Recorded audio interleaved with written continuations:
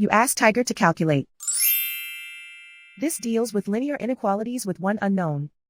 The final result is x equal or smaller than -5.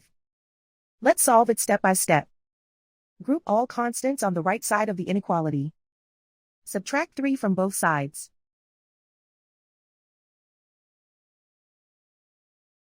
Simplify the arithmetic.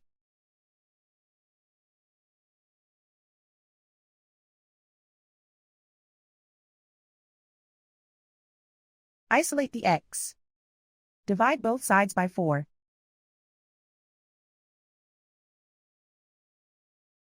Simplify the fraction.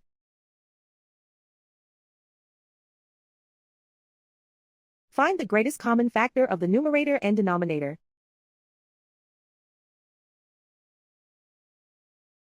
Factor out and cancel the greatest common factor.